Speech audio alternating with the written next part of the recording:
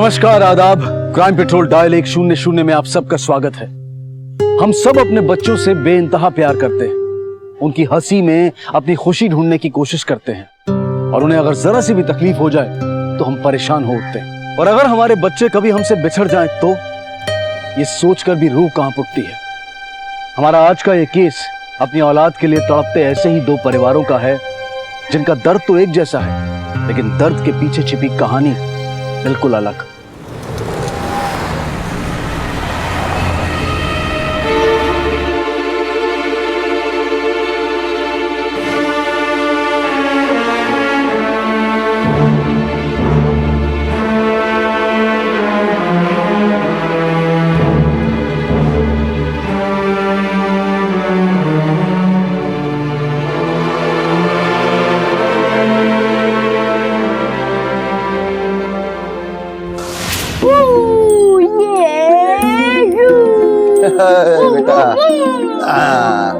देखो अब्बू, मेरी ऑटो कितनी तेज है। मैं भी आपकी तरह बड़ा होकर एक ऑटो ड्राइवर बनूंगा। अरे नहीं नहीं बेटा, तू बड़ा होके बहुत बड़ा अफसर बनेगा। ठीक है अब्बू, जैसा आप कहो।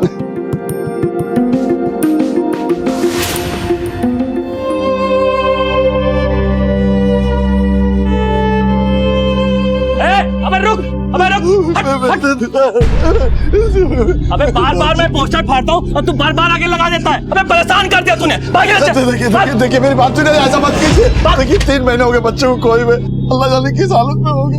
अबे 3 महीने हो गया, अब नहीं मिला तो अब क्या मिलेगा? साहब आते हैं तो हम पे चिल्लाते हैं, कहीं मर आ गया होगा, समझे? ऐसा मत कीजिए, सुनिए देखिए।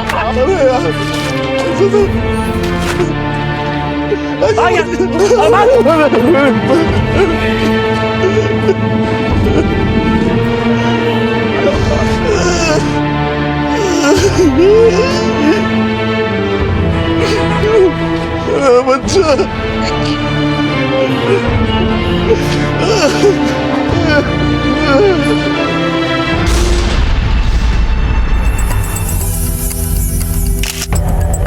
इधर एक दरवाजा है, पीछे से भी जरूर कोई रास्ता होगा। ऊपर देखो।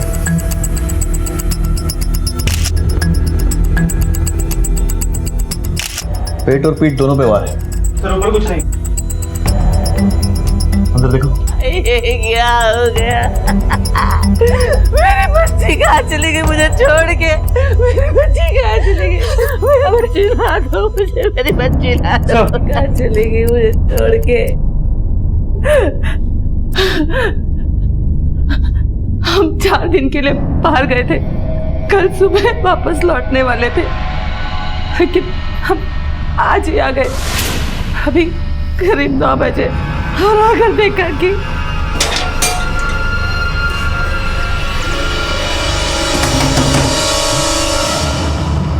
टीवी इतना तेज क्यों चला रहे हैं लोग? दरवाजा क्यों नहीं खोल रहे? पिछले दरवाजे की चाबी है मेरे पास, देखता हूँ ये लोग कर क्या रहे हैं।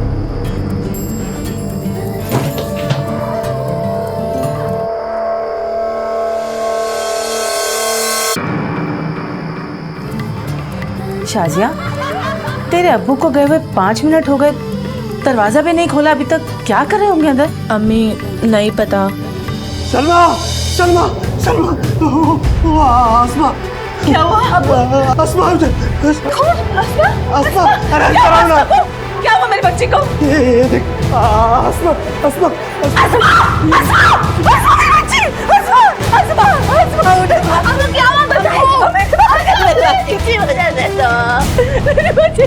दो माता पिताओं ने अपने बच्चों को खोया था। अली एक ऑटो ड्राइवर जो पिछले 3 महीने से सब कुछ छोड़ छाड़ कर सिर्फ अपने बेटे को ढूंढ रहा था। एक पुलिस ऑफिसर के घर में उसी की बेटी का कत्ल कई सवाल खड़े कर रहा था। पुलिस के लिए ये महज आगाज था उस दर्दनाक केस की तहकीकात का, जिसमें हर मोड़ पर नए खुलासे होने वाले थे। यूसुफ खान, आपको दरवाजा खोलने में इतनी देर क्यों लगी? पिछले दरवाजे की चाबी है मेरे पास, इतना ये लोग कर क्या रहे हैं? तेरे अब्बू को गए हुए 5 मिनट हो गए, क्या कर रहे होंगे अंदर? सलमा सलमा सलमा, अब मुझसे ऐसे सवाल कैसे कर सकते हैं? मलाड ब्रांच में ऐसा ही है ना, तो फिर जानते होंगे कि हमारे शक के घेरे में हर कोई आता है। इसे पूछताछ के लिए प्लीज कोऑपरेट।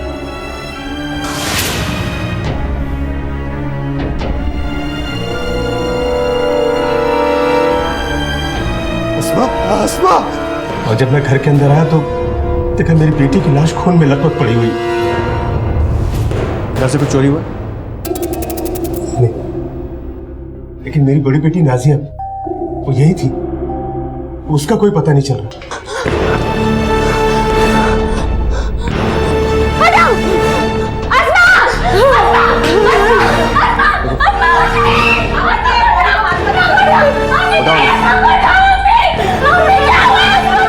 नाजिया, जब ये सब हुआ तुम यहीं थी? जी सर, क्या हुआ था? तकरीबन 8 बजे मैं और अस्मा घर में ही थे। मैं ऊपर के कमरे में थी जब मुझे नीचे से चीखने की आवाज सुनाई दी। मैंने नीचे आके देखा, बाहर भाग गई। अब तक बाहर ही छुपे हुए थे। मुझे पता ही नहीं चला कि अम्मी अब्बू आ गए। वो तो हमने सायरन की आवाज सुनी और आगे देखा तो पुलिस की वैन खड़ी थी। तब जाके हमें हिम्मत आई अंदर आने की। कौन था वो? बता कौन था वो? यूसुफ खान, ना तो ये आपका एरिया है और ना ही ये आपका केस है। जो भी पूछताछ करनी है हम करेंगे, प्लीज। नाजिया इधर आओ, लेकर आइए।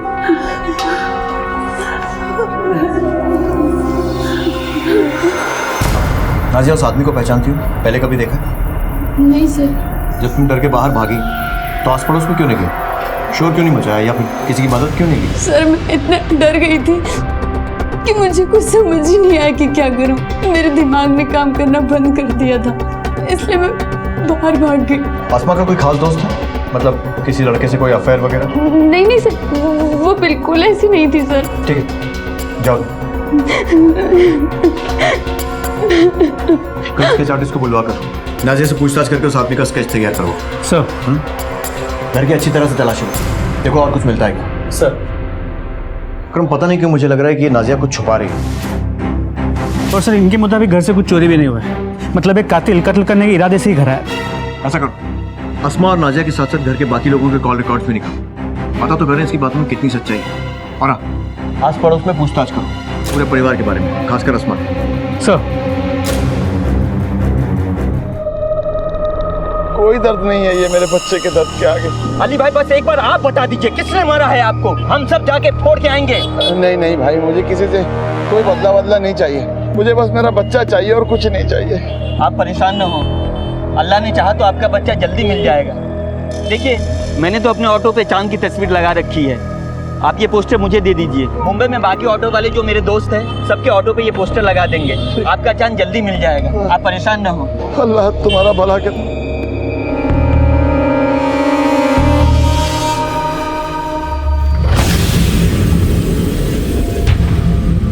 ये देखो, ये है। जी सर, यही आदमी है। थैंक यू, तुम जा सकते हो।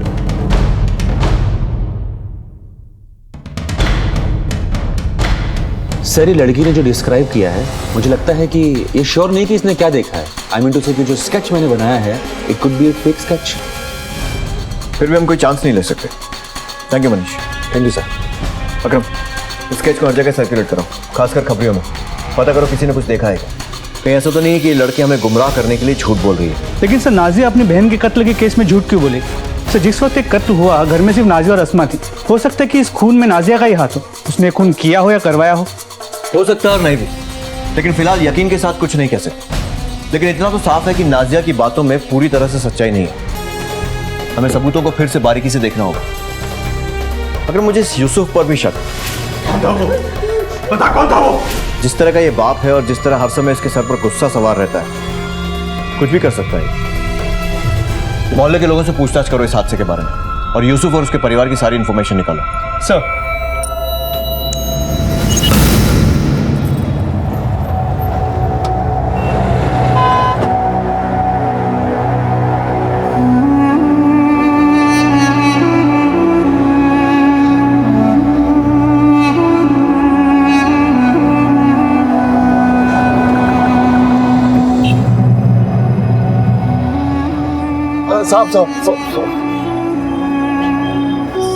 साहब, ये मेरा बेटा है। अगर आपको कहीं दिखे तो ये नंबर पे फोन करना।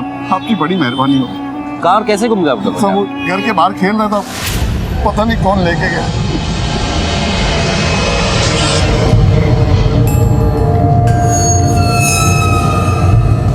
ठीक है।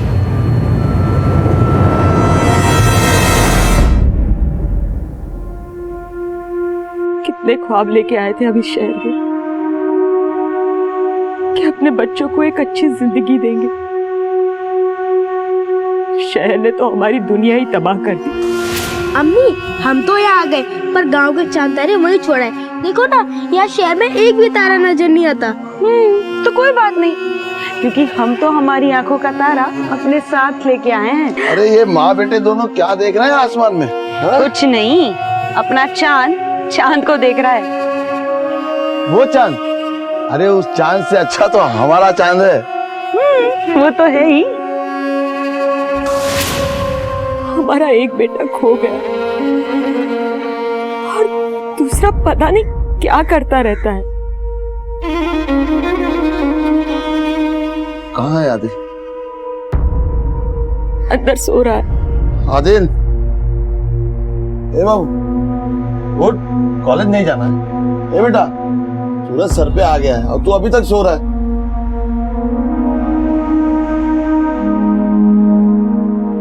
रात भर आपके गुमशुदा बेटे की फोटो चिपका रहा था मैं। यहाँ तो दिन में कॉलेज जाओ और रात में आपके बेटे को ढूंढ।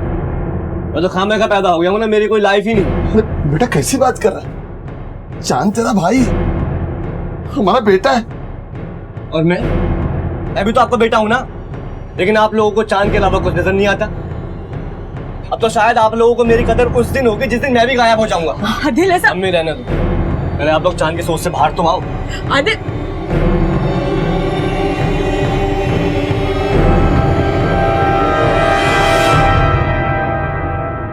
इस नंबर की सारी डिटेल निकालो। Okay sir. सर, हाँ क्रम, अस्मा की पोस्टमार्टम रिपोर्ट, इसके मुताबिक उस पर एक तेज धार वाली हत्या से वार किया गया।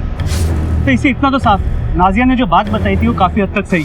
उसने मेरी आंखों के सामने मेरी बहन का कत्ल कर दिया। हो सकता है कि ये कत्ल किसी जाति दुश्मनी की वजह से किया गया, शायद किसी लड़के वड़के का चक्कर।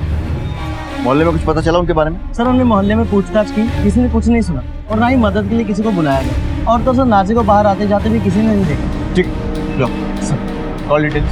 सर, ये अस्मा की कॉल रिकॉर्ड, लेकिन सर ये नंबर देखिए, कत्ल के 3 दिन पहले से, मतलब जिस दिन यूसुफ गया, अस्मा इस नंबर से कई बार फोन पे बात किया करती। इनफैक्ट मर्डर वाले दिन भी अस्मा ने इस नंबर पे कई बार फोन किया और रात 8 बजे उस मोबाइल की लोकेशन अस्मा के घर के पास की थी। इसका नंबर तो किसी जुम्मन का है, बड़ी मस्जिद वाली गली में केबल ऑपरेटर। पता करो ये जुम्मन कौन है। सर ये यूसुफ की कॉल रिकॉर्ड, वो सच कह रहा है, पिछले 3 दिन से वो पुणे में था। अकरम, सवाल ये नहीं है कि वो कहाँ था, सवाल ये है कि इस सब में उसका रोल क्या है। और सर ये नाजिया की कॉल रिकॉर्ड, सर जो स्टेटमेंट उसने हमें दिया है और उसके ये कॉल रिकॉर्ड मैच नहीं करते। सर ये देखिए, ये नंबर, नाजिया इस नंबर से लगातार बातचीत किया करती थी। नंबर किसी कबीर का। नाजिया के कॉलेज में पूछताछ तो पता चला नाजिया और कबीर काफ़ी करीब, और मर्डर वाली शाम 7 बजे से इन दोनों की मोबाइल की लोकेशन नाजिया के घर के पास की। फिर दोनों की मोबाइल लोकेशन एक साथ मूव होने लगी और लास्ट लोकेशन थी माइंड स्पेस। इसका मतलब 7 बजे के करीब नाजिया इस कबीर के साथ घर से बाहर निकली। मुझे पहले से ही लग रहा था कि लड़की हमें घुमा रही है। जुम्मन से वेरीफाई करो और इस नाजिया को बुलाओ। सर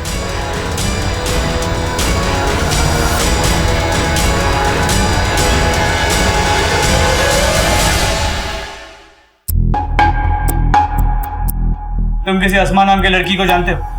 जी, बहुत प्यारी बच्ची थी और सुना है कि उसका कत्ल हुआ है। लेकिन आप ये सब उसके बारे में मेरे से क्यों पूछ रहे हैं? पिछले कुछ दिनों में अस्मा के नंबर से आपके नंबर में कई बार फोन किया गया, क्यों?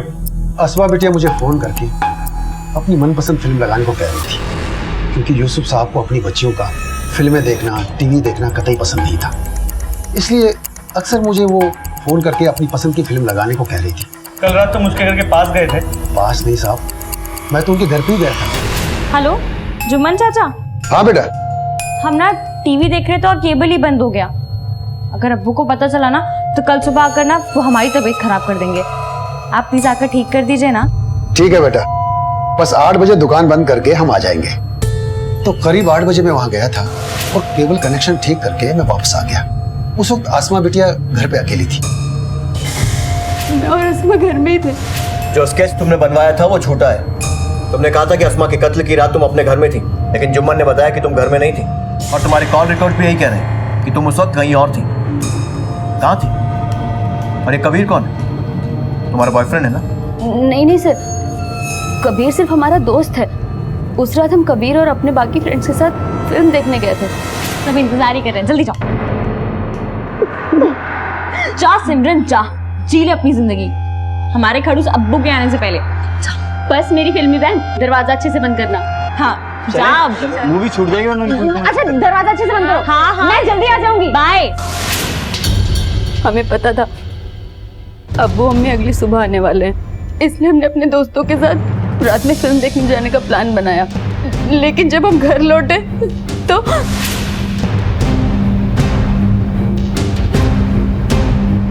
हटो, क्या हुआ था? उसने मेरी आंखों के सामने मेरी बहन का कत्ल कर दिया। बता कौन था वो? हम बहुत डर गए थे सर। अगर अब्बू को पता चलता कि हम दोस्तों के साथ फिल्म देखने गए तो वो तो हमारी खाल खींच लेते, इसलिए हमने उस दिन आपसे झूठ बोल दिया। तुम्हारे अब्बू को बहुत गुस्सा आता है ना, मारपीट भी करते हैं। आप अब्बू को कुछ मत बताइएगा, वरना वो हमारी जान ले लेंगे। फिक्र मत करो, मैं यूसुफ से कुछ नहीं कहूँगा, लेकिन तुम्हें ये बात हमसे छुपानी नहीं चाहिए थी। ठीक, तुम जा सकते हो।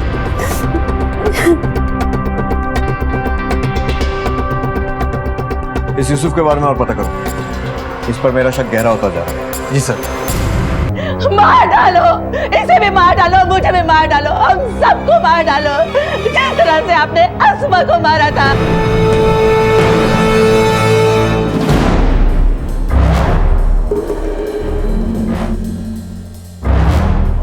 यूसुफ जी के बारे में आप क्या बता सकती हैं? साहब वो बहुत जालिम इंसान है और अपनी बच्चियों से तो जानवरों जैसा सलूक करता है। एक बार नाजिया ने जीन्स पहन ली, उसका मार मार के बुरा हाल कर दिया साहब। अस्सलाम वालेकुम।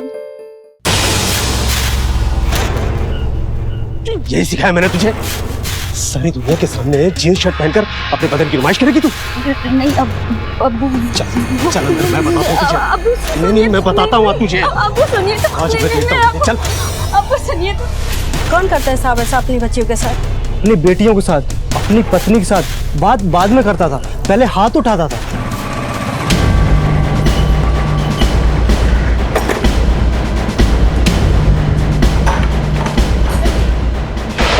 क्या कर रहे हैं यूसुफ साहब आप? क्या कर रहे हैं आप? बहुत शौक है ना तुझे, हाँ? लड़कियों को फिल्म में दिखाने का? दिखा फिल्म, दिखा फिल्म।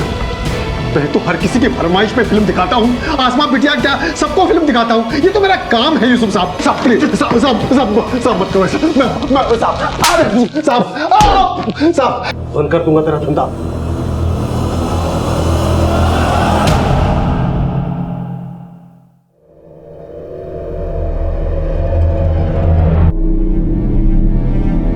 उस फाइल को मेरे केबिन में भी। तुम चलो, मैं आता हूं। अली तुम रोज रोज यहां पर क्यों आते हो? तुम्हारे बेटे को खोए हुए 3 महीने हो चुके हैं। पुलिस अपनी तरफ से पूरी खोजबीन कर रही है। अगर तुम्हारे बेटे के बारे में कुछ भी पता चला तो मैं तुम्हें खुद बता दूंगा। नहीं साहब, मुझे आपके काम पर कोई शक नहीं है, लेकिन मैं क्या करूं, मुझसे रहा नहीं जाता। मैं इसलिए यहाँ चला था। साहब आप मेरे बच्चे को जल्दी ढूंढ दीजिए साहब, बड़ी मेहरबानी होगी।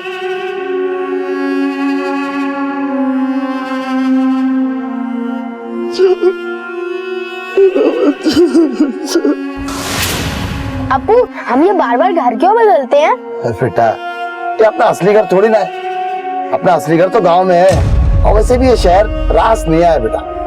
जब तू बहुत सारा पढ़ लेगा ना और बड़ा आदमी बनेगा, हाँ। और बड़ा सा घर बनाएगा ना, हाँ। वहां रहेंगे।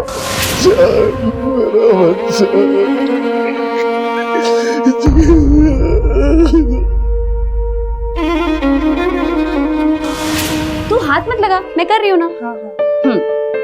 पकड़, मैं नीचे से ठीक करती हूँ। अब खोज अंदर।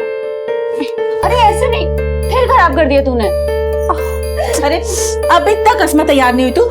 नाज़िया आपा, हमसे ये सब नहीं होगा। हमसे ना ये साड़ी वाड़ी नहीं पहनी जाएगी। अरे मेरी शहजादी, यहाँ तो तेरी मदद करने के लिए तेरी आपा है, और निकाह के बाद वहाँ तेरी मदद कौन करेगा? हमने कहा कि बार जीन्स पहनेंगे, स्कर्ट्स पहनेंगे, सब कुछ पहनेंगे। और हमारा हस्बैंड ना हमें सब कुछ करने देगा। आपके हस्बैंड की तरह नहीं कि पैर की एक उंगली तक दिख जाए तो जान को आफत मचा देते हैं।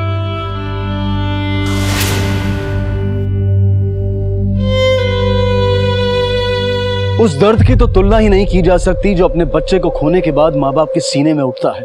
सलमा चाहे जितना भी रोले, लेकिन उसके आंसू ना तो उसकी मरी हुई बेटी को वापस ला सकते हैं और ना ही उसके दिल से अस्मा की यादों को मिटा सकते हैं। और अली, वो तो अपने बेटे को ढूंढते ढूंढते खुद को भुला चुका था और रेशमा के लिए अपने प्यारे बेटे चांद की गुमशुदगी का दर्द बर्दाश्त के बाहर था। अली और उसका परिवार 3 महीनों से अपने बेटे चांद को ढूंढ रहा था। क्या इनकी ये कोशिश रंग लाएगी? क्या वो चांद से कभी दोबारा मिल पाएंगे?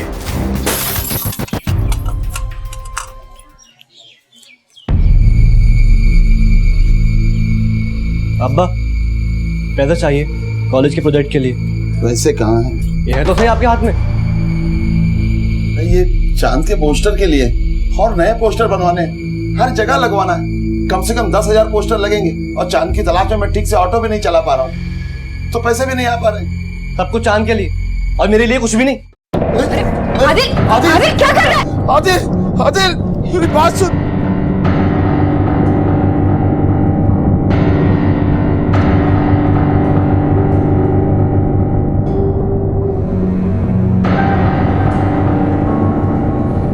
संभालिए अपने आप को।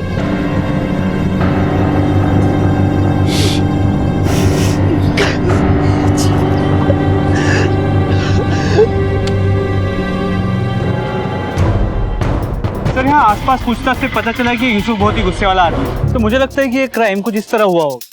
उस रात यूसुफ अपने घर में पीछे के दरवाजे से अंदर गया। पिछले दरवाजे की चाबी है मेरे पास, देखता हूँ ये लोग कर क्या रहे हैं।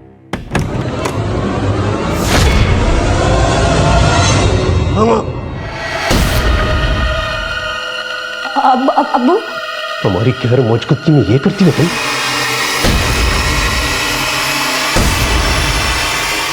सलमा, सलमा। अगर वो खुद एक पुलिस वाला, इसीलिए उसने सारे सबूत मिटा दिए और मर्डर वेपन भी छुपा दी। और तमाशा भी ऐसा किया कि सबको उस पर यकीन हो जाए। अगर ये खून इस पुलिस वाले ने किया है तो इस केस को सुलझाना बहुत मुश्किल होगा।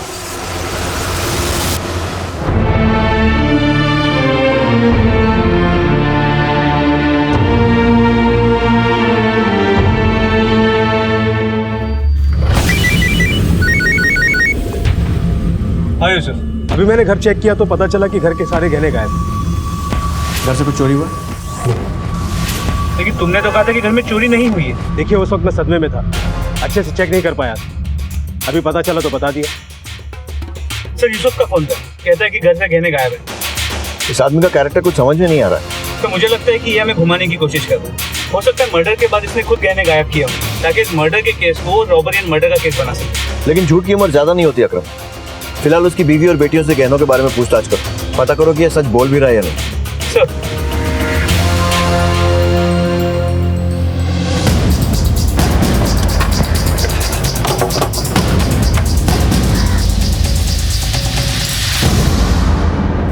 गहनों की चोरी के बारे में आप लोगों से बात करनी थी कि वाकई वारदात के दिन गहनों की चोरी हुई थी। जी। तो उस दिन जब हमने पूछा तब आप लोगों ने मना क्यों किया? सर, हम सब इस हालत में नहीं थे कि चेक कर पाए गहनों की चोरी हुई है या नहीं। तो आज देखने का कैसे सोचा? जी, असल में उन्होंने कहा कि मैं उन्हें सारे गहने दे दूं लॉकर में रखने के लिए। जो मैं शादी में गहने पहन कर गई थी वो तो मैंने उन्हें दे दिए।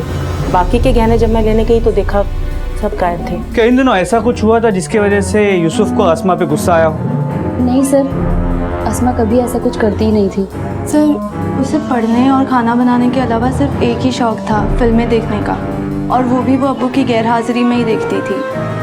अल्लाह के लिए मेरी बच्ची को इंसाफ दिला दीजिए। कांदीवली पुलिस को यूसुफ पर पूरा शक था कि उसने ही गुस्से में अपनी बेटी की जान ली, लेकिन अपने शक को पुख्ता करने के लिए उनके पास सबूतों की कमी थी और यूसुफ अपनी बेगुनाही के बयान पर अड़ा हुआ था और धीरे धीरे एक एक इंफॉर्मेशन पुलिस को दे रहा था। उधर अली ने अपने बेटे को खोजने में कोई कसर नहीं छोड़ी थी। ऐसी कोई जगह नहीं थी जहां वो अपने बेटे को ढूंढने न गया हो।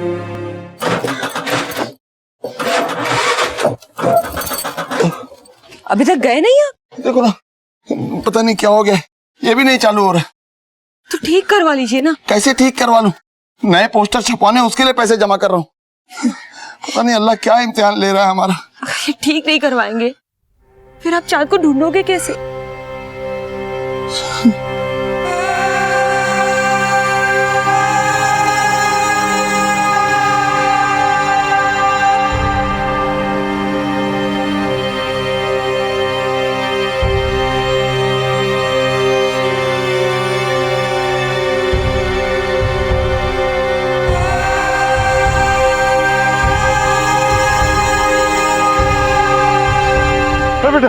बेटा तूने मैं चांद को देखा है क्या?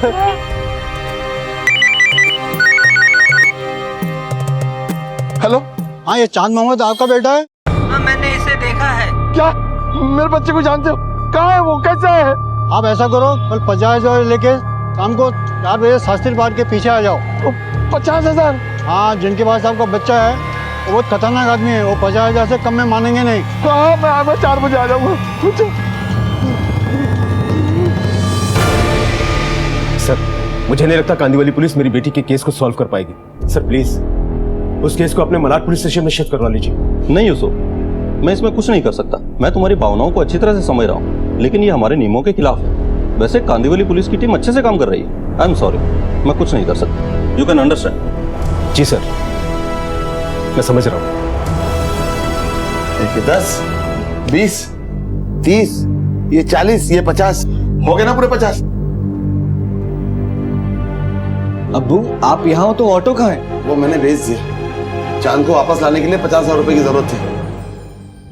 आप पागल हो गए क्या? अच्छा खासा ऑटो बेच दिया, आज ऑटो बेचा है, कल मुझे बेच देना, परसों घर बेच देना। ऐसा क्यों सोच रहे हो? आपका बेटा के चांद ही है, मैं नहीं हूँ आप क्या? अरे पर आदिल बात तो सुन। अच्छा खासा ऑटो बेच दिया, दिमाग खराब हो गया दोनों का। आदिल बात सुन। आदिल ऐसा क्यों सोच रहा है तुम? सुन तो सही आदिल। रेशमा जाने दे, जब चांद वापस आ जाएगा ना तो अपने भाई को देख के खुश हो जाएगा वो। तू काम कर, एक रुमाल ला के दे इसको, ले जा।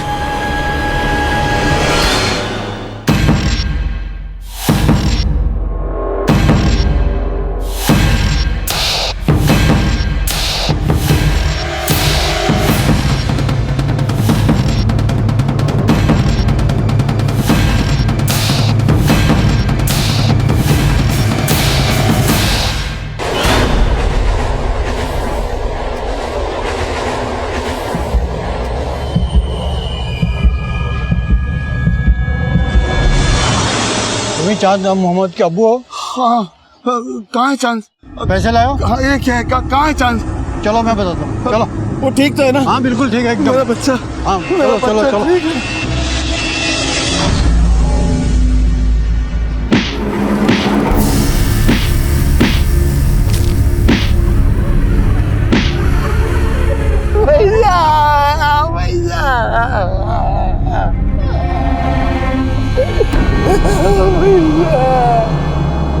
सर इसने मेरी बच्ची का कत्ल किया है।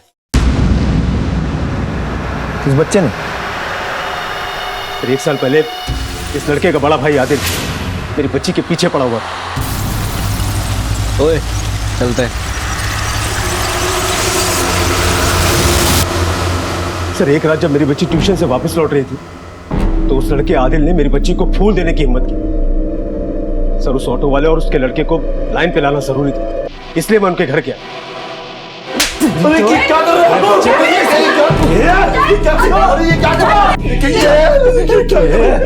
बहुत हिम्मत है तेरे अंदर ना, मेरी बेटी को फूल देगा तू? कल की कल मुंबई शहर खाली करो, बोरिया बिस्तर बांध के यहाँ से। सर इस पोस्टर का मतलब यह है कि वो लोग मुंबई में ही। तो मुझे पक्का यकीन कि मेरी आसमा का कत्ल या तो उस लड़के आदिल ने किया है या फिर उसके बाप ने। लेकिन तुम्हारी तो 3 बेटियां हैं और उनके चक्कर में तुमने कई सारे लड़कों के साथ मारपीट की।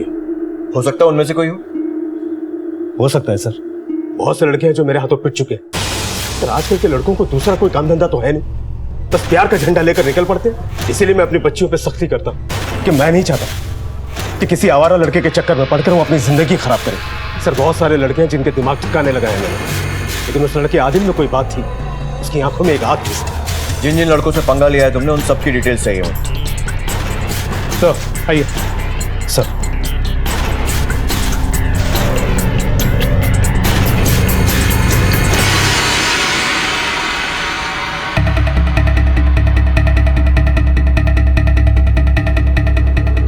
सुन वो लड़का था ना आदिल, जिसकी 1 साल पहले घर में घुसकर पिटाई की थी, उसका नंबर और एड्रेस भेज रहा हूँ। उसके बारे में पता करो, मुझे बता।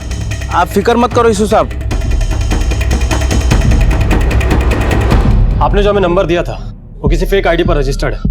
अभी तो फोन स्विच ऑफ आ रहा है, लेकिन नंबर को हमने ट्रैकिंग पर डाल दिया। जैसे कुछ पता चलेगा हम आपको बता देंगे। लेकिन एक बात बताइए, आपको किसी ने बोला और आप पैसे लेकर चल दिए अपने बेटे को लाने के लिए? कम से कम आपको एक बार पुलिस के पास तो आना चाहिए था। क्या करता साहब, 3 महीने से मेरे बच्चे का कुछ पता नहीं चल पा रहा है।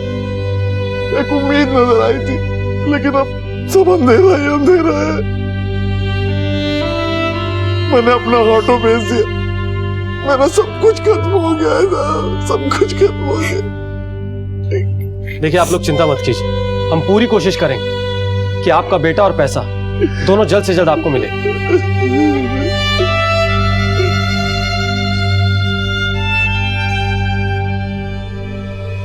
ये वो सारे लड़कों के नाम हैं जो तुम्हारे अब्बू ने हमें दिए। इस लिस्ट को ध्यान से देखो और बताओ कि इनमें से कौन अस्मा के पीछे पड़ा।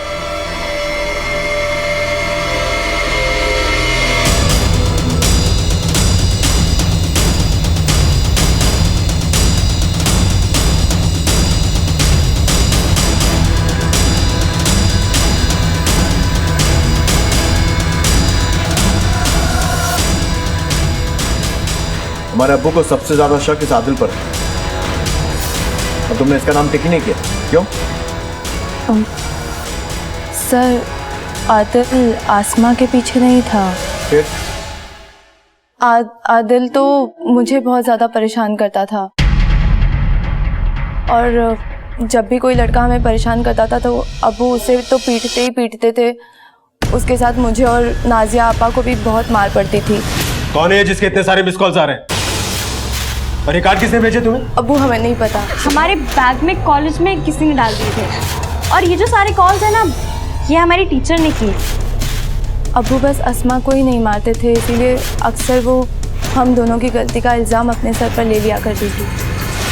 आदिल और अस्मा का कोई लेना देना नहीं था सर। और जब अब्बू ने आदिल के घर वालों को और आदिल को पीटा, उसके बाद तो आदिल ने अपना कॉलेज भी छोड़ दिया था। करीबन 1 साल से मैंने आदिल को देखा भी नहीं है।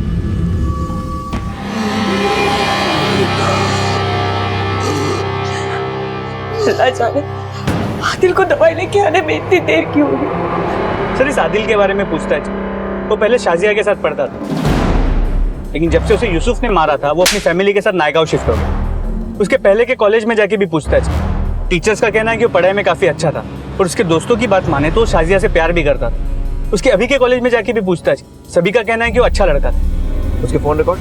तो आदिल के पास मोबाइल फोन नहीं।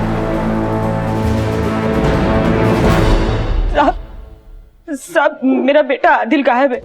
क्या? जी, वो दवाई लेने गया था इनकी दुकान पे, वहाँ से आया नहीं। क्या हुआ था?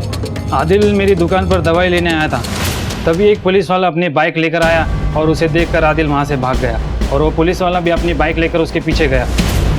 उसके बाद से आदिल का कहीं कुछ पता नहीं है साहब। पुलिस वाला? साहब वो यूसुफ होगा। लेकिन हमारे थाने में तो कोई यूसुफ नहीं है। नहीं साहब, वो मलाड पुलिस थाने में। पिछले साल उसी की वजह से हमें मलाड छोड़ के यहाँ आना पड़ा। बहुत पीटा था उसने इनको और मेरे बड़े बेटे आदिल को। साहब, मुझे डर है कि मेरे आदिल के साथ उसने कुछ ऐसा वैसा ना कर दिया। और साहब, मुझे तो शक है कि मेरे चांद को भी उसी ने गायब किया। लेकिन 1 साल बाद यूसुफ आदिल के पीछे क्यों आया? आप लोग चिंता मत कीजिए, मैं मलाड पुलिस स्टेशन में फोन करके पता लगाता हूं। आप लोग अभी घर जाइए, हो सकता है शिनाख्त के लिए आपको हमारे साथ चलना पड़े। ठीक है सर। ये दोनों केसेस जो अब तक अलग अलग दिशा में जाते हुए दिखाई दे रहे थे, पर कहीं ना कहीं अब इनके बीच में एक कड़ी नजर आ रही थी। नायगांव पुलिस और कांदीवली पुलिस ने इस केस को सुलझाने के लिए हाथ मिला लिए थे। तो क्या अब ये गुत्थी सुलझने वाली थी? चलिए साहब, यही आदमी है, तब वर्दी में थे। इनके मुताबिक आप नायगांव में आदिल का पीछा कर रहे हैं और उसके बाद से आदिल गायब। आप गए थे वहाँ? हाँ, मैं गया था सर। तो मैंने आपको बताया था कि पहले मैंने उसे मारा भी था, लेकिन इस बार मैंने ऐसा कुछ भी नहीं किया। लेकिन तुम वहां गए ही क्यों थे? क्योंकि मैं तंग आ गया हूँ आप लोगों से। किसी काम के नहीं है आप लोग। उस आदिल के बारे में सारी इन्फॉर्मेशन देने के बावजूद भी आप लोगों ने कोई एक्शन नहीं लिया। इस तरह मेरी बेटी को इंसाफ तो नहीं मिलेगा ना सर। अपनी हाथ में रहो। माना कि तुम पुलिस वाले हो, लेकिन इस वक्त तुम खुद एक सस्पेक्ट हो। अब सच सच बताओ कि क्या किया आदिल के साथ। मैंने कुछ भी नहीं किया, मैं सिर्फ उससे बात करने के लिए गया था, लेकिन मुझे देखते ही वो वहां से भाग गया। अगर तुमने उसके साथ कुछ नहीं किया तो अब तक घर क्यों नहीं पहुंचा वो? मुझे क्या पता, मार तो नहीं दिया उसे? जब तक तुम्हारी बेटियों की बात आई है तब तक तुमने कानून अपने हाथ में लिया है और उसके लिए तुम सस्पेंड तो जरूर हो, लेकिन अगर आदिल के साथ कुछ भी बुरा किया है ना तो तुम्हें कोई नहीं बचा सकता। कुछ दिन मेहमान बनाकर रखो इन्हें अपना। चलो हमारे साथ। सर मुझे मेहमान बनाने से अच्छा है मेरी बच्ची के कातिलों को ढूंढिए। चलो। हो सकता है कि नायगांव शिफ्ट होने के बाद भी आदिल ने शाजिया का पीछा ना छोड़ा। ओए चलते हैं। आदिल तो मुझे बहुत ज्यादा परेशान करता था और जब ये बात यूसुफ को पता लगी तो उसने उसका बदला आदिल के छोटे भाई चांद से लिया। और जब अली और आदिल को इस बारे में पता चला तो बदला लेने के लिए उन्होंने अस्मा को निशाना बनाया। नहीं सर, अली वैसा आदमी नहीं, क्योंकि अगर अली ने ये सब कुछ किया होता तो अपने बेटे चांद को लेकर इतना परेशान क्यों होता। लेकिन हाँ, मुझे आदिल पर थोड़ा शक है, क्योंकि जब से उसका भाई चांद गायब हुआ है तब से आदिल ने अपने बाप का बहुत ही कम साथ दिया चांद को ढूंढने के लिए। वैसे इस वक्त तो कुछ भी कहना गलत होगा, लेकिन जब ये पॉइंट निकला ही है तो हमें इन्वेस्टिगेशन तेज कर देनी चाहिए। ढूंढो इस आदिल को। Yes sir.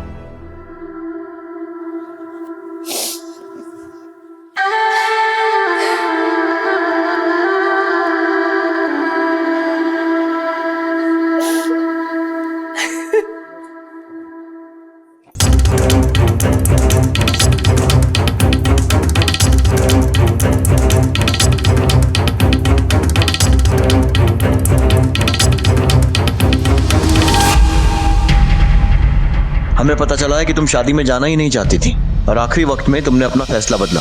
क्यों? तुम कुछ छिपा तो नहीं रही हो ना?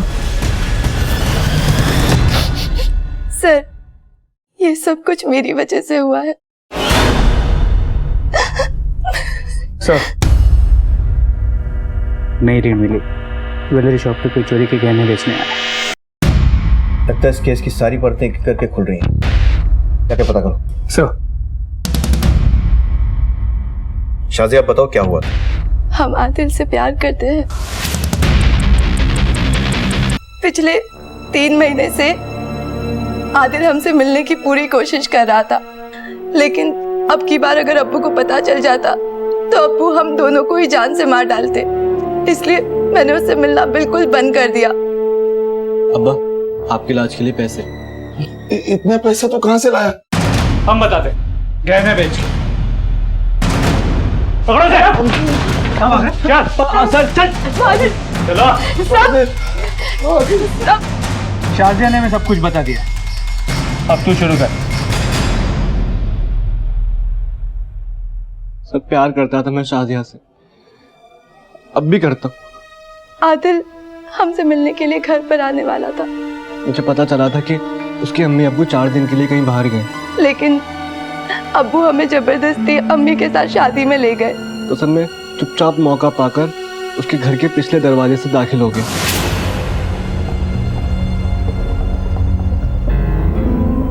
शादिया, बताओ कौन कौन, बताओ ना।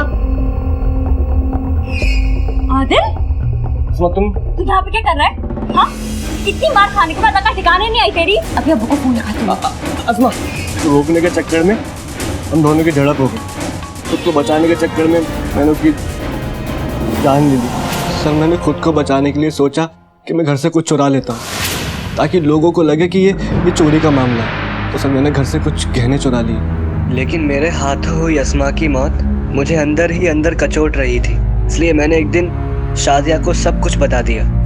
अस्मा के मरने के बाद हमने सोचा आदिल को भी जेल हो जाती तो उसके परिवार वालों का क्या होता, और अगर अब्बू को पता चल जाता तो अब्बू तो मुझे जिंदा जमीन में गाड़ देते। इसलिए मैं चुप रही। मुझे नहीं पता था सर ये सब कुछ हो जाएगा।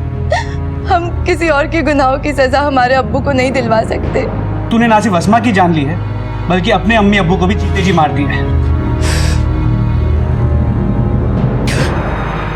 अगर तुम पहले ही अपने और आदिल के बारे में सबको बता देती तो शायद ये सब नहीं होता और आसमा आज जिंदा होती। तुम्हें पता था कि तुम्हारी बहन का कातिल कौन है, फिर भी तुमने किसी से कुछ नहीं कहा, चुप रही, और इसलिए अब कानून की नजर में तुम भी गुनाहगार हो।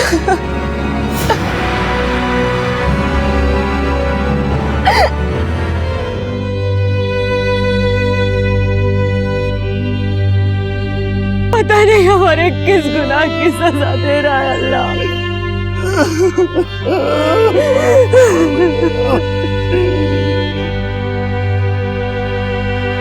वो आज भी अपने बेटे को ढूंढ रहा है और हम सब भी यही उम्मीद करते हैं कि अली को उसका चांद जल्द मिल जाए। शायद इतना सब कुछ ना होता और अस्मा की जान ना जाती अगर यूसुफ ने अपने और अपनी बेटियों के बीच डर की मजबूत दीवार ना बनाई होती। ज्यादा सख्ती और ज्यादा छूट दोनों ही बच्चों के लिए गलत है। माता पिता को बच्चों के लिए बीच का रास्ता चुनना होगा जहां बच्चे सुरक्षित भी रहें और अपनी बात बताने के लिए स्वतंत्र भी।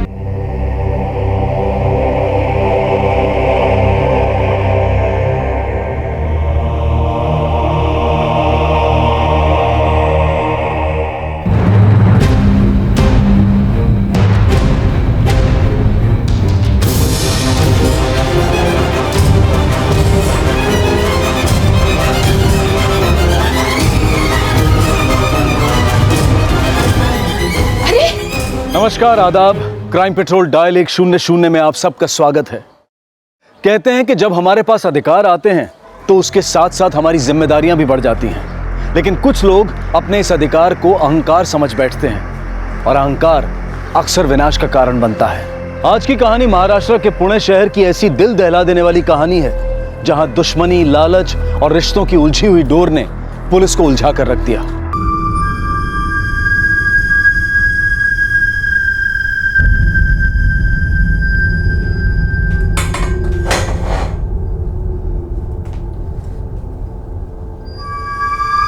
मंजरी प्लीज, किसी को बताना नहीं।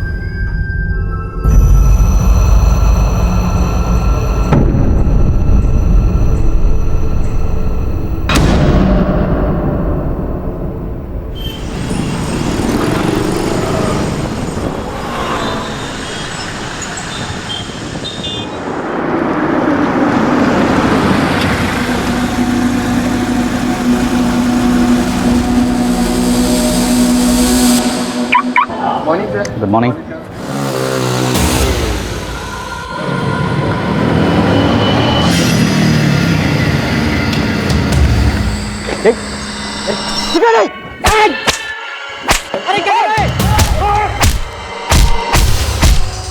अबे छोड़ना, जाने दे, मन्नत है, ऐसा ही है, ऐसा ही होना चाहिए उसके साथ। क्या कर रहा है?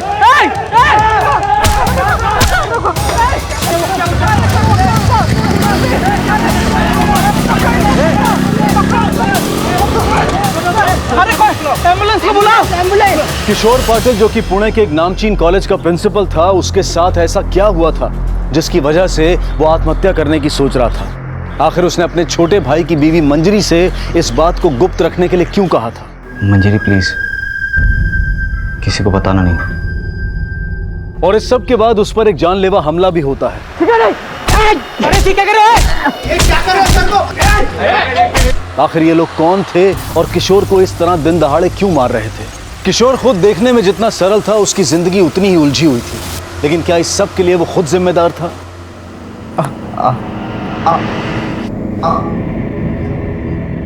नर्स, बाकी का ब्लड वगैरह अच्छे से क्लीन कर देना। ओके।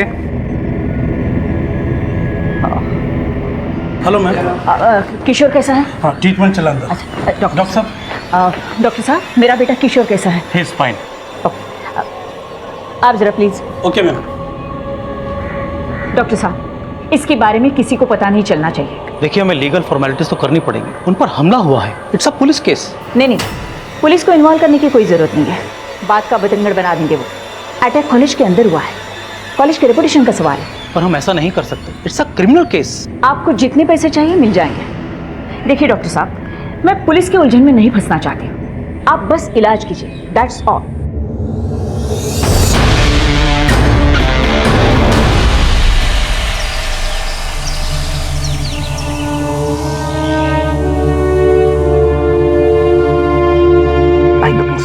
आराम से।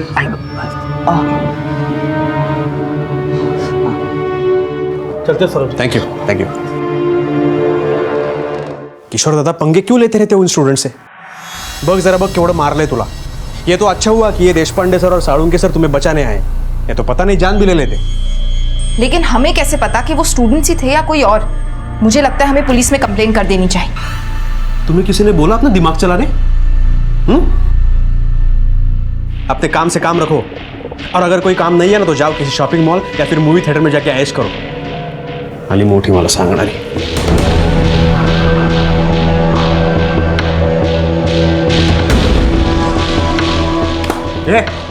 क्या करती है? पागल हो गई हो? तो कौड़ी की हैसियत है नहीं तुम्हारी और मुझे जलील करती हो। तो क्या करूं? आरती उतारूं? अरे जितनी इज्जत देता हूं ना उतने भी बहुत है। तुम क्या इज्जत दोगे? खुद की तो कोई औकात है नहीं और मुझे मेरी औकात दिखाने चले। बस इसी चीज का इंतजार था मुझे। अब मैं चुप बैठने वाली नहीं, देखो क्या करती हूँ। क्या करशील? ये भूल मत कि हम दोनों एक ही फंदे में फंसे हुए हैं, तुम्हारे बाप और मेरे आई की वजह से। कुछ करने का सोचना भी मत। कोई तुम्हारा सपोर्ट नहीं करेगा, तुम्हारा बाप भी नहीं। तो भलाई इसी में है कि हम दोनों इसी फंदे में बंधे रहकर अपनी जिंदगी अपने अपने तरीके से जिए और अपने काम से काम रखें।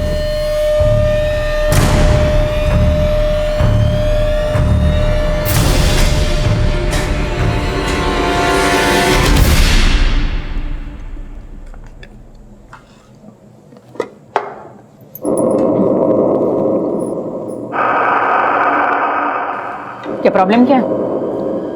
तुम दोनों खाना क्यों नहीं खा रहे हो? कोई मर गए क्या? अगर खाना नहीं खाना था तो रूम में बैठे रहते, यहाँ क्यों आए? इस घर में और कॉलेज में सिर्फ मेरे डिसीजन मानने पड़ेंगे। अगर ये बात किसी के समझ में नहीं आई हो तो आप दिमाग में बिठा लो।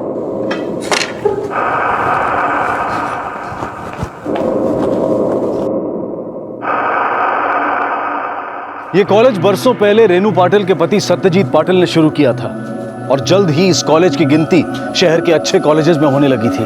सत्यजीत के जाने के बाद रेनू ने कॉलेज और घर दोनों की जिम्मेदारियां संभाल ली थी और दोनों ही जगहों पर उसके ही फैसले पत्थर की लकीर माने जाते थे। रेनू के आगे किसी की नहीं चलती थी, लेकिन तानाशाही के ज्वालामुखी से बगावत का लावा फूटने में ज्यादा देर नहीं लगती।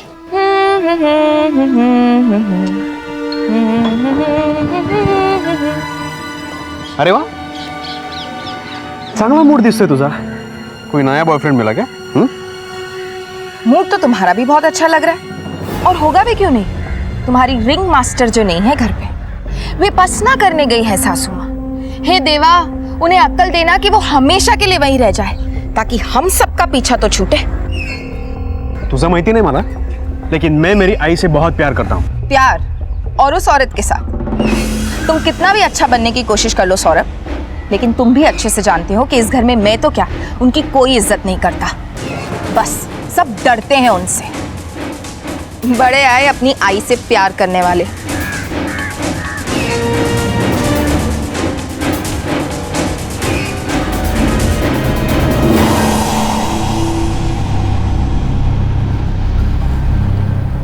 मचुआ लेना।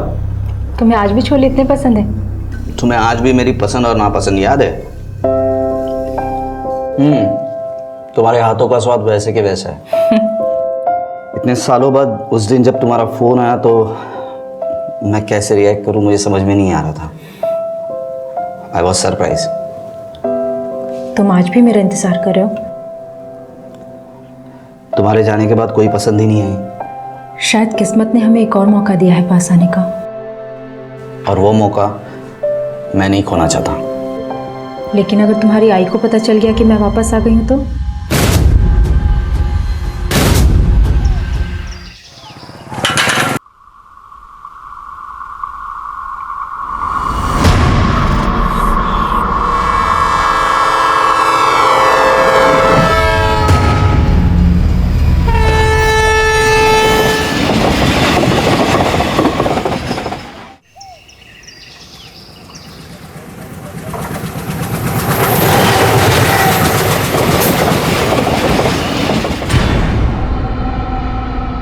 सर, लाश के पास हमें ऐसी कोई चीज नहीं मिली है जिससे हम उसकी पहचान कर सकें। लेकिन इस औरत के कपड़े से लग रहा है जरूर ये अच्छी फैमिली से। कहीं ये ट्रेन से तो नहीं गिर गई? सर, कहीं ये सुसाइड का मामला तो नहीं? लेकिन अभी कुछ नहीं कहा जा सकता है। ना इसका यहाँ मोबाइल मिला है, ना पर्स, ना ज्वेलरी, और ना उसके बॉडी से कोई ऐसी चीज मिली है जिससे आइडेंटिफाई हो। हाँ सर। लाश को पोस्टमार्टम के लिए ले जाओ और सिटी पुलिस को इन्फॉर्म करो इसके बारे में। जी सर।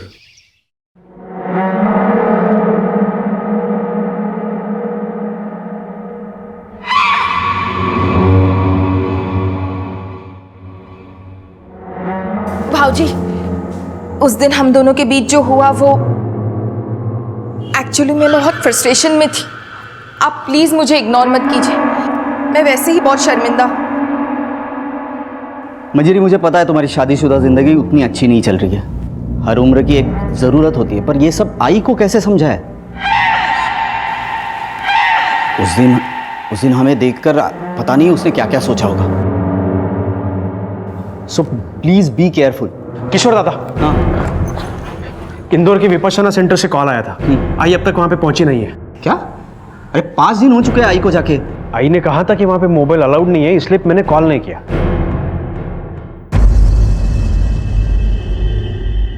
सर, हमने आसपास के थानों में उस औरत के फोटोज भेजे हैं, पर अभी तक उसके नाम का कोई भी मिसिंग कंप्लेंट दर्ज नहीं हुआ है। सर, उस बॉडी की हालत बहुत खराब है, हम ज्यादा दिनों तक स्टोर नहीं रख पाएंगे। ठीक है, उस औरत की साड़ी को संभाल के रखो और 2-4 दिन के अंदर उस औरत की शिनाख्त नहीं होती है तो हम उसका दाह संस्कार करेंगे। ठीक है सर।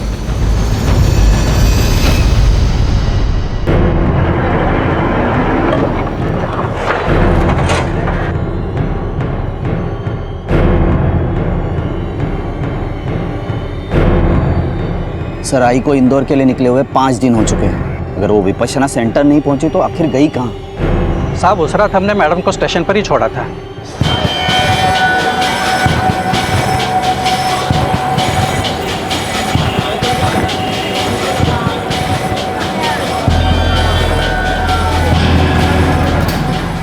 उसके बाद गाड़ी बंगले पे लगाई और हम घर चले गए।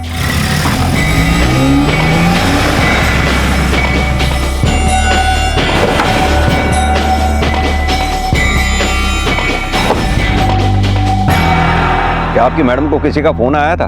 मेरा मतलब रेनू जी की फोन पे किसी से कोई ऐसी बातचीत हुई हो या कहा सुनी हुई हो? साहब, इतना ध्यान नहीं दिया क्योंकि पहले ही घर से निकलने में देर हो चुकी थी और ऊपर से मैडम गाड़ी तेज चलाने के लिए बोल रही थी। क्या ऐसा हो सकता है कि रेनू जी अपनी मर्जी से कहीं चली गई हो? नहीं सर, बिल्कुल नहीं। उन्हें कभी कहीं जाना होता तो हमें बता के जाती। ठीक है, हमें रेनू जी के बारे में जैसे ही कुछ पता चलता है आप लोगों को इन्फॉर्म करते हैं। Please do that. Thank you. Thank you.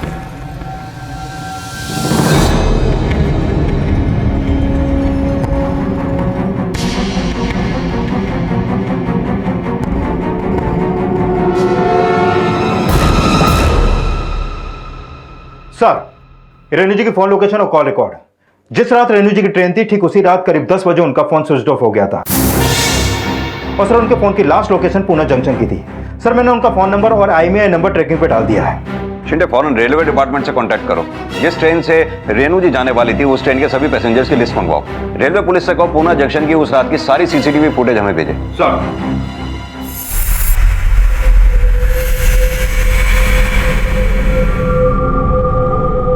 चलो अच्छा है, घर का एक टेंशन तो कम हुआ। काश वो कभी वापस ही ना आए ताकि हम सब सुख शांति से रह पाए। अरे, आप दोनों ऐसे क्या देख रहे हैं? आप लोग कितना भी छुपाने की कोशिश करें लेकिन सच तो यही है कि आप भी नहीं चाहते कि वो खड़ूस बुढ़िया कभी भी वापस घर लौटे। जबान संभाल के बात कर। दोबारा थप्पड़ मारूंगा ना, उड़ भी नहीं पाओगी। दोबारा थप्पड़ मारने की सोचना भी मत। तुम्हारी आई नहीं अब तुम्हें यहां बचाने के लिए। पक्का जेल भिजवा के रहूंगी।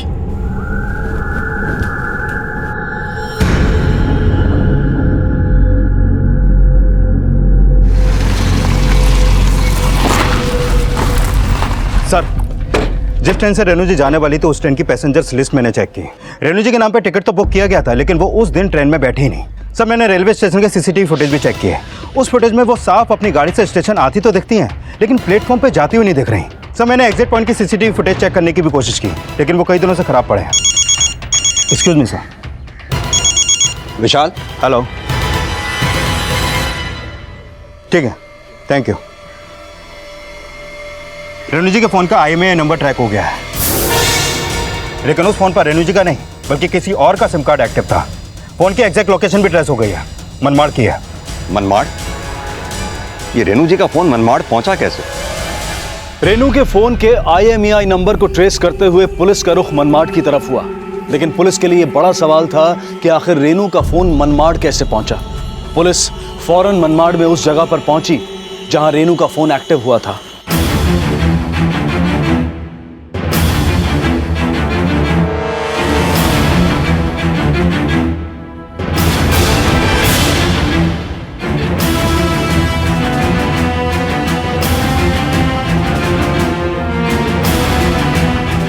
सुनिए, जी 8896143134। क्या है नंबर तुम्हारा है? नहीं सर, मेरा नंबर नहीं है, लेकिन बात क्या है सर? इस IMEI नंबर का फ़ोन है तुम्हारे पास? जी सर, मैं चेक करके बताऊँ।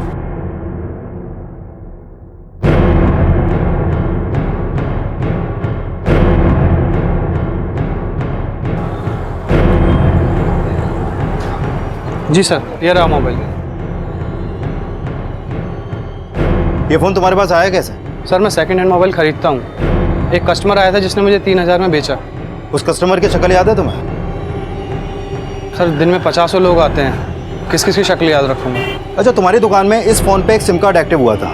वो सिम कार्ड किसका था, कुछ मालूम है तुम्हें? नहीं सर, मैंने तो उसमें कोई सिम कार्ड नहीं डाला, लेकिन हाँ, उसने अपना एक सिम कार्ड डाला था, डाल के मुझे चेक करके दिखाने के लिए।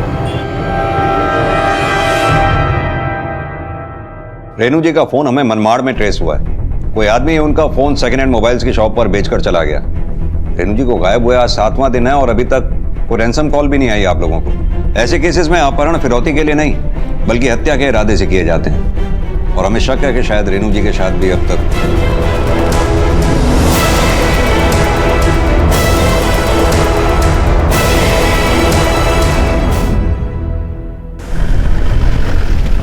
एक तरफ जहां पुणे पुलिस अब भी रेनू को तलाशने में लगी थी, वहीं दूसरी तरफ मनमाड़ पुलिस ने रेनू का अंतिम संस्कार भी कर दिया था। रेनू के हत्यारे अब भी खुले घूम रहे थे, पर जल्द ही पुलिस को एक अहम सफलता मिली। सर, मनमाड़ रेलवे पुलिस से एक इन्फॉर्मेशन आई है। जिस रात रेनू जी की इंदौर के लिए ट्रेन थी, ठीक उसके अगले दिन उन्हें रेलवे ट्रैक पे एक लाश मिली थी। उसकी डिस्क्रिप्शन रेनू जी से मैच करती है। तो लाश के साथ और कुछ भी नहीं था सर। कंफर्मेशन के लिए मैंने उन्हें फोटो भेज दी सर। रेनू जी को गायब हुए 7 दिन हो चुके हैं और अब तक उनकी कोई खबर नहीं है। मुझे स्ट्रॉन्ग डाउट है जो ये लाश मिली है ये रेनू जी की ही होगी। और यही शक जब मैंने रेनू जी के परिवार के सामने जताया तो उनका कोई खास एक्सप्रेशन ही नहीं था। हमें शक है शायद रेनू जी की भी अब तक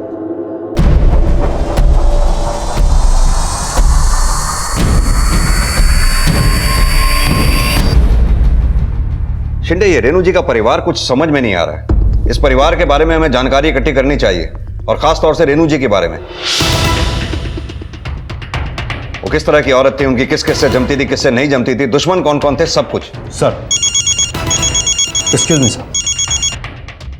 हेलो, ठीक है, थैंक यू सर। रेनू जी के फोन में जिस शख्स का नंबर एक्टिव था उसका पता चल गया है।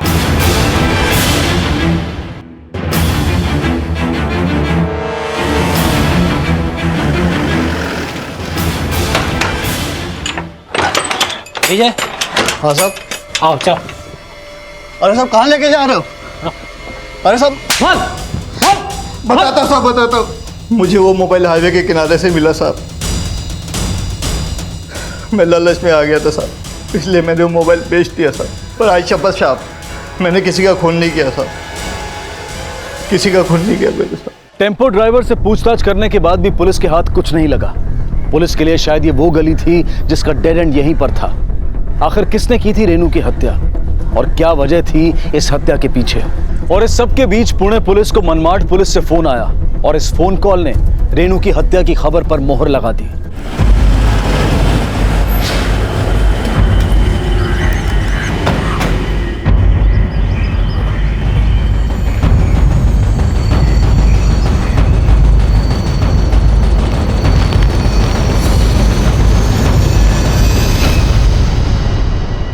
हाँ सर, ये मेरे आई की साड़ी है, उस दिन यही पहनी थी उसने। मनमाड़ में रेलवे पुलिस को आपकी आई की डेड बॉडी रेलवे ट्रैक पे मिली।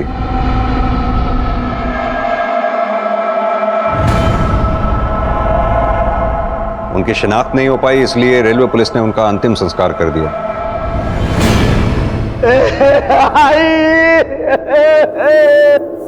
छोड़ो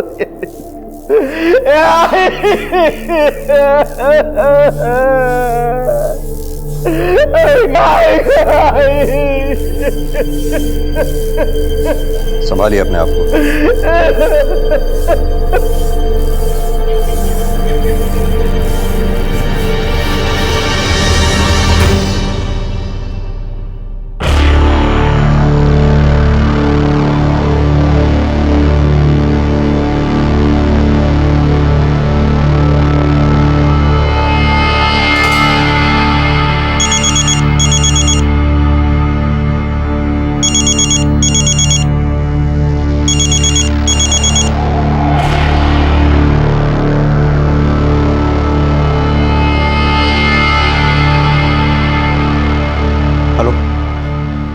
मैंने मना किया था ना तुम्हें कॉल करने को, फिर भी क्यों बार बार कॉल कर रही हो?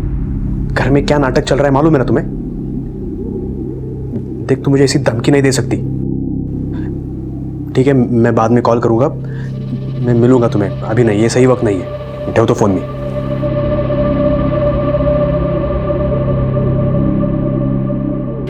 सर, ये रेणु जी की पोस्टमार्टम रिपोर्ट, इस रिपोर्ट के मुताबिक उनकी मौत ट्रेन के नीचे आकर कटने की वजह से हुई थी।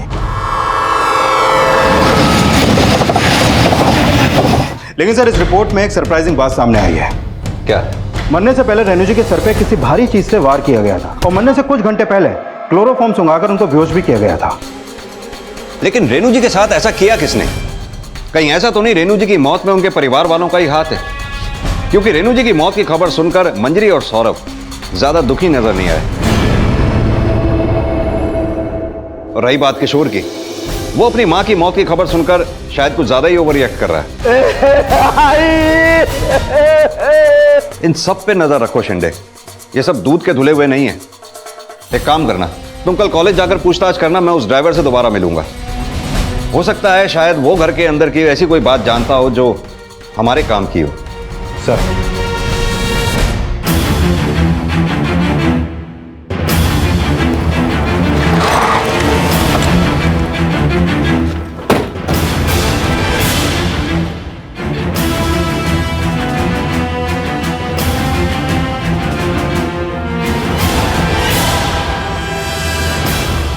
रेनू मैम तो बहुत स्ट्रिक्ट थी सर, सबको बहुत पनिश करती थी। वो तो कॉलेज फेस्ट के वक्त भी किसी को भी नहीं छोड़ती थी, पनिश भी करती थी और सभी के सामने बेइज्जती भी करती थी। रेनू मैम ने तो स्कर्ट भी बैन कर दिया था। याद रखना सच में बहुत मजा आई थी ना। क्या कपड़े पहन रखे हैं? ऐसे शॉर्ट कपड़े नहीं चलेंगे कॉलेज में। Get out. Sorry ma'am. 7 दिन के लिए रस्टिकेट कर रही हूँ।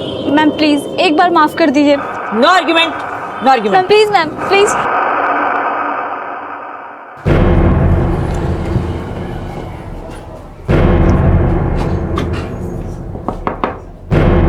रामनाथ। जी सर। सोचा बेटे। तुमने अपनी मैडम रेणु जी को स्टेशन पे ठीक कितने बजे छोड़ा था तुम? ठीक 10 बजे साहब, 10:15 की मैडम की ट्रेन थी। उसके बाद जैसे मैंने आपको पहले कहा, मैडम की गाड़ी मैंने बंगले पे लगाई और सीधा अपने घर वापस आ गए।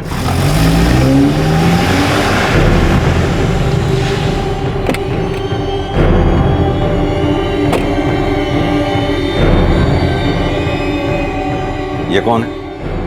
बेटी है साहब मेरी। क्या हुआ इसे? साहब वो मेरे बेटे की शादी एक लड़के से तय हुई थी, लेकिन शादी के 2 दिन पहले लड़के वालों ने 2 लाख और एक मोटरसाइकिल दहेज में मांगी। गरीब आदमी हो साहब, इतना पैसा इतने कम समय में कहाँ से लाता? दहेज न देने की वजह से उन लोगों ने शादी तोड़ दी साहब, जिसका बुरा असर मेरे बेटे पर पड़ा। अपने शादी के काफी सपने सजा के रखे थे साहब इसने। इसे ये सब बर्दाश्त नहीं हुआ, आत्महत्या करने की कोशिश की इसने। मरी तो नहीं, लेकिन इसकी जिंदगी बहुत से में बदतर हो गई है साहब। तब से लेकर आज तक इसी हाल में जी रही है वो।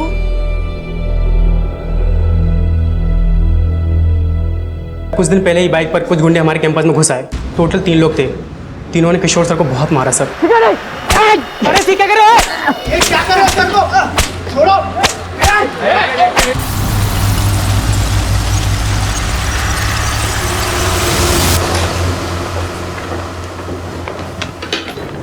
ये क्या है? देखो तो खोल के। कॉलेज में जूनियर प्रोफेसर की job. Thank you so much Kishore. Don't thank me, you deserve it. Kishore ji, हमें आपसे कुछ बात करनी है। रागिनी प्लीज।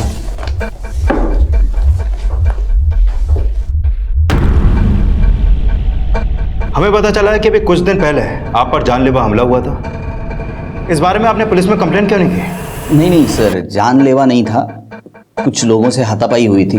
मामला इतना बड़ा भी नहीं था जिसमें पुलिस को इन्वॉल्व कर पाए, इसलिए मैंने कंप्लेंट नहीं की। क्या लगता है आपको किसने किया होगा ये सब?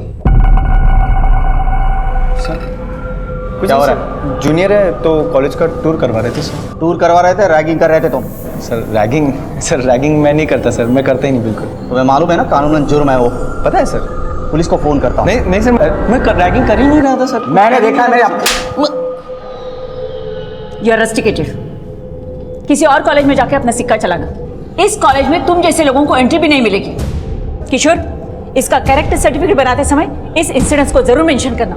मैम प्लीज मुझे माफ कर दीजिए मैम, दोबारा मैं ऐसा नहीं करूंगा, मेरी जिंदगी बर्बाद हो जाएगी, प्लीज मैम। इनफ। मैम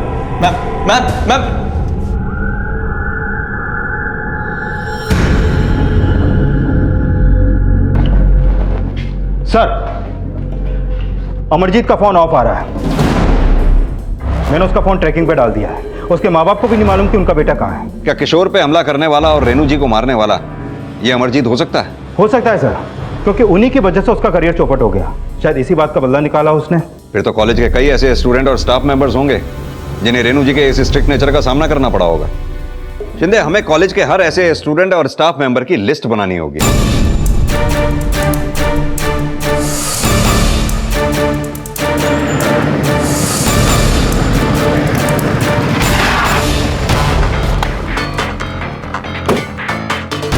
बच्चों के साथ रेनू के बर्ताव और अमरजीत वाले एंगल ने इस केस में कुछ नए एंगल्स जोड़ दिए थे। पुलिस ने रेनू के परिवार के बारे में जब और पता लगाया तो कुछ और चौंकाने वाली बातें उनके सामने आई। सर, यहाँ कॉलेज में तो काफी चौंकाने वाली बातें सामने आई हैं। सौरभ के यहाँ पर कई लड़कियों और टीचर्स के साथ अफेयर रह चुके हैं और कईयों को तो उसकी मां ने इसी वजह से कॉलेज से निकाला भी है। रेनू जी अक्सर सौरभ की इन हरकतों को छुपाने की कोशिश करती थी।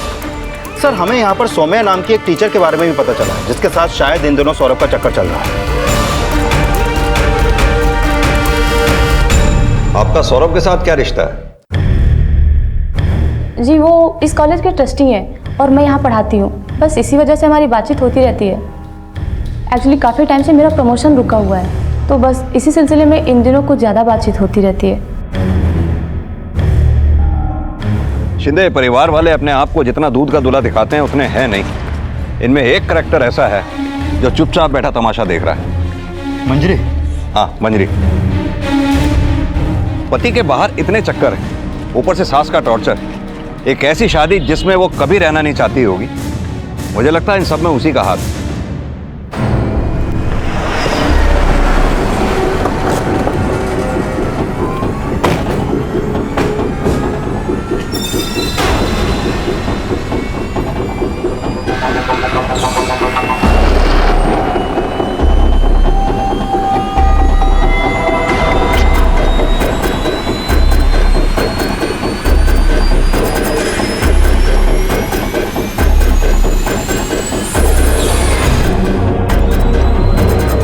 सर, कुछ नहीं मिला।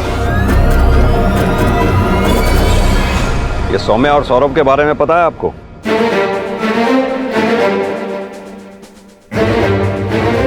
जी, मैं सौरभ के बारे में सब कुछ जानती हूँ। उसे अपने आसपास लड़कियों और औरतों का होना बहुत अच्छा लगता था। कई बार तो एक साथ उसकी 3-4 गर्लफ्रेंड्स होती हैं। फिर तो सौम्या और सौरभ के बीच में क्या रिश्ता है ये भी अच्छी तरह से पता होगा आपको। जी हाँ, वो एक दिन। मैं प्रेग्नेंट हूँ और इस बच्चे का बाप सौरभ है। मैं इस बच्चे का अबॉर्शन नहीं कराऊंगी। मुझे सौरभ के साथ रहना है। ये पॉसिबल नहीं है। मैं कुछ नहीं जानती, मैं अबॉर्शन नहीं कराऊंगी। देखो, सौरभ की मंजरी के साथ शादी हो चुकी है। अगर सौरभ तुम्हारे साथ शादी करता भी है तो लोग दूसरी बीवी को क्या कहते पता है ना। देखो, अगर अपनी जीत छोड़ के तुम अबॉर्शन करवाओगी तो मैं तुम्हें 5 लाख रुपए कैश, साथ ही साथ सैलरी में इंक्रीमेंट और प्रमोशन दे सकती हूँ। फैसला तुम पे है।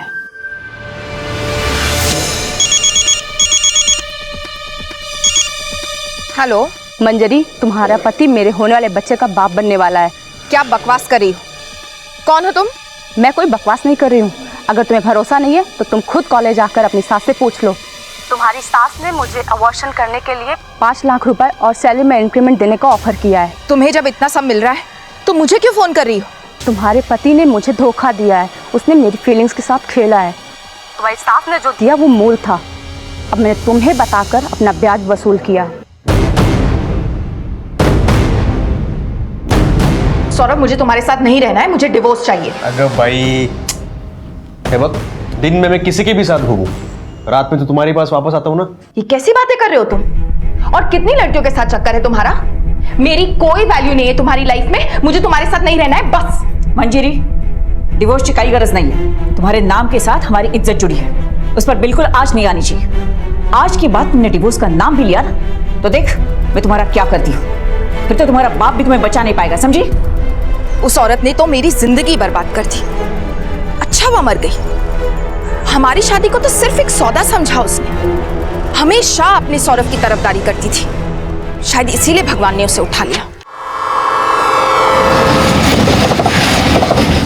कहीं ऐसा तो नहीं गुस्से में आकर आपने ही अपनी सास को मार दिया हो? सर अगर मुझे ऐसा ही करना होता तो कब का करके इस घर से निकल चुकी होती, और अब मैं ऐसा क्यों करूंगी? अब तो मुझे ऐसे रहने की आदत हो चुकी है।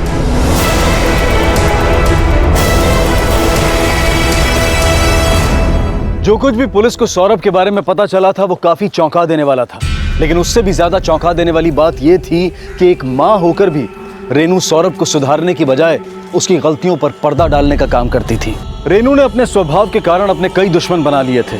पुलिस इन्वेस्टिगेशन में ऐसे कई तथ्य सामने आए जिन पर रेनू ने झूठ की चादर डाल रखी थी और जो अब परत दर परत खुल रहे थे। और मंजरी के बयान से यह साफ था कि रेनू पाटिल अपने कॉलेज की प्रतिष्ठा को बचाने के लिए किसी भी हद तक जा सकती थी, फिर उसके लिए चाहे सच को छिपाने के लिए कोई भी कीमत क्यों न देनी पड़े। पर क्या मंजरी और किशोर के बीच का कोई सच अब भी छुपा हुआ था जो सामने आना बाकी था? बस कुछ ही दिनों की बात है मंजरी, सब कुछ ठीक हो जाएगा। जिंदगी हमें दूसरा मौका जरूर देगी। मुझे नहीं लगता मेरी तकदीर मुझे दूसरा मौका देगी।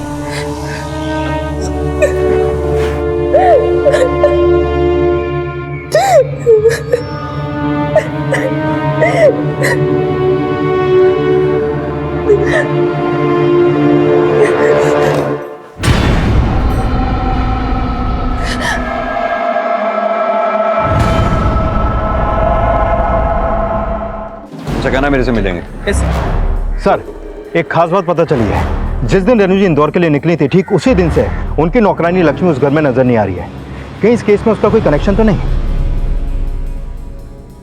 देखो लक्ष्मी, चुप रहने से कोई फायदा नहीं। जब तुमने कुछ किया ही नहीं तो फिर डरने की कोई बात नहीं है। जो कुछ जानती हो सब बता दो। सब हमने काम नहीं छोड़ा था, रेनू मैडम ने हमें खुद निकाल दिया था। निकालने की कोई खास वजह?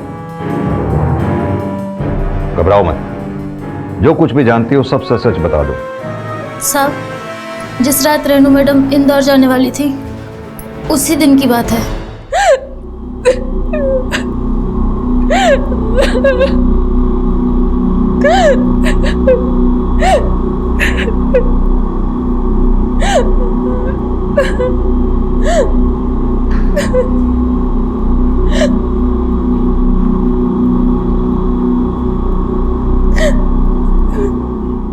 क्या हुआ मंजरी? देखो रोने से कुछ नहीं होने वाला। जो हुआ है उसे भूल जाओ और जो है उसे एक्सेप्ट करके आगे बढ़ो, समझी तुम?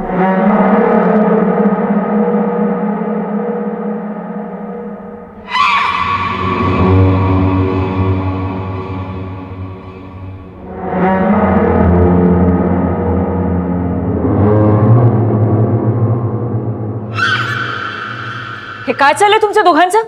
हाँ? नहीं आई, आप जैसा सोच रहे हो वैसा कुछ नहीं है हमारे बीच में, सच्ची कह रहा हूं मैं।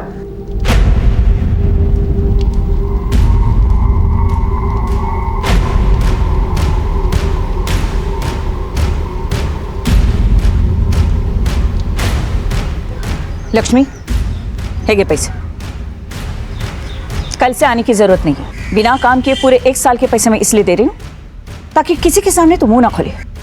अगर ऐसी कोशिश भी तूने की तो तू तो जानती है परिवार की इज्जत बचाने के लिए मैं कुछ भी कर सकती हूँ, समझी?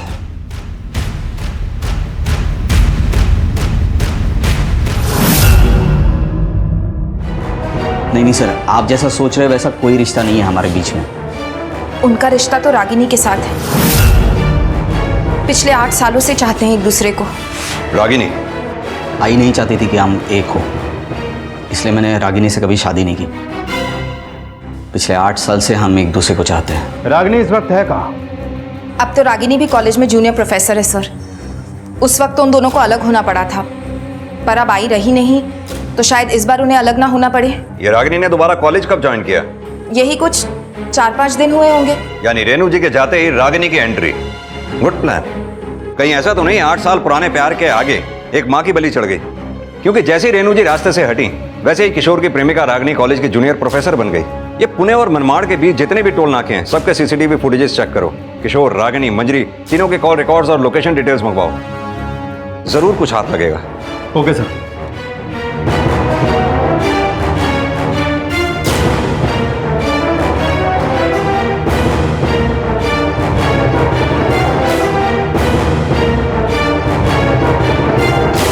सर मैंने सभी टोल नाकों की सीसीटीवी फुटेज चेक की है। वहां से तो हमारे हाथ कुछ नहीं लगा, लेकिन कॉल रिकॉर्ड में हमारे हाथ एक मेजर कड़ी लगी है। क्या?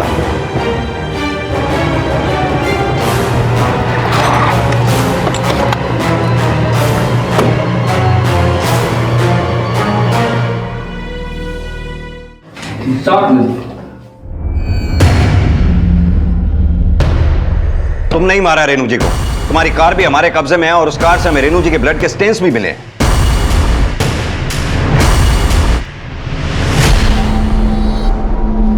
हाँ, मैंने ही मारा है रेनू पाटिल को। क्यों मारा रेनू जी को? क्योंकि उनकी घटिया सोच ने मेरी जिंदगी उजाड़ के रख दी थी। लेकिन 8 साल बाद किस्मत ने एक बार फिर मुझे किशोर से मिला दिया। किशोर भी मेरी मदद करना चाहता था, मुझे अपनाना चाहता था, लेकिन रेनू पाटिल के जीते जी ये मुमकिन नहीं था। तभी मैंने फैसला किया कि मैं उसे जान से मार दूंगी। रामनाथ को अपने प्लान में कैसे शामिल किया? आखिर मिलता क्या है तुम्हें ड्राइवर की नौकरी करके? इतनी ईमानदारी से नौकरी करते हो और गालियां सुनने को मिलती हैं तुम्हें। ये कहाँ का न्याय है? मैंने सुना है बेटी की शादी की दहेज के लिए तुमने रेनू से पैसे मांगे थे। मिले? नहीं मिले ना? उल्टा शादी कैंसिल होने की वजह से तुम्हारी बेटी ने ही आत्महत्या करने की कोशिश की। कैसे रखोगे जिंदगी भर इसका ख्याल? दवा दारू में बहुत खर्चा होता है। अगर तुमने मेरा साथ दिया तो बहुत जल्द मैं किशोर से शादी करके इस घर की मालकिन बन जाऊंगी। और अगर हमारा प्लान कामयाब हो गया तो तुम मेरे खास आदमी। उसके बाद मैं तुम्हारी बेटी को किसी तरह की कोई तकलीफ नहीं होने दूंगी। तुम्हें इतना पैसा दूंगी जितना तुम सोच भी नहीं सकते हो।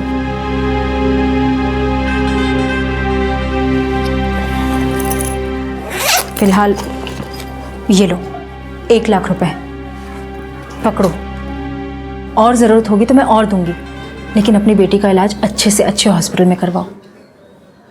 और तुम जो कुछ भी डिसाइड करो मुझे जल्दी से बता देना। एक तरफ बेटी की परेशानी, पैसों की तंगी, और दूसरी तरफ मैडम का खून करके जिंदगी भर अपने बेटी को सुख देने का लालच। मैंने मजबूरी में लालच का रास्ता चुन लिया सर, और मैडम को बंगले से लेकर स्टेशन पहुंचा।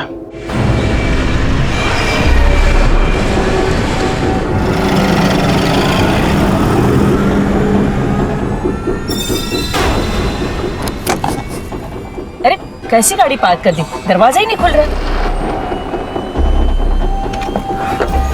रेनू को बेहोश करने के बाद हम उसी की गाड़ी से जंक्शन के बाहर आ गए और फिर उस जगह पहुंचे जहां मैंने अपनी गाड़ी पार्क कर रखी थी।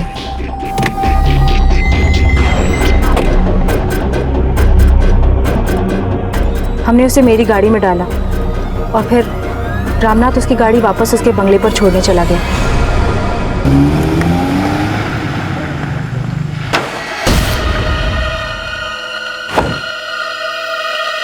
रामनाथ के वापस आने के बाद हम इंदौर के लिए निकलने वाले थे। हमारा प्लान ये था कि हम उसे इंदौर लेके जाते, वहीं उसे मारकर कहीं फेंक देते, ताकि पुणे से इतने दूर होने की वजह से उसे कोई पहचान नहीं पाता और मामला वहीं दब जाता। हम इंदौर के लिए निकलने ही वाले थे कि रेनू को होश आ गया।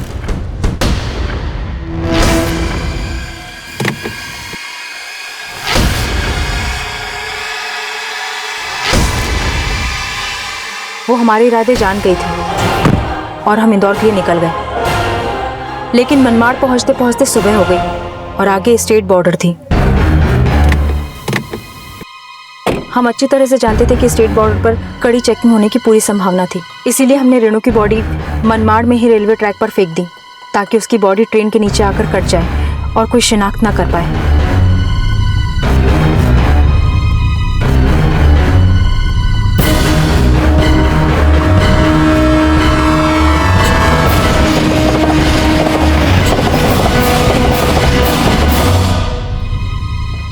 रागिनी, तुमसे कोई मिलने आया है।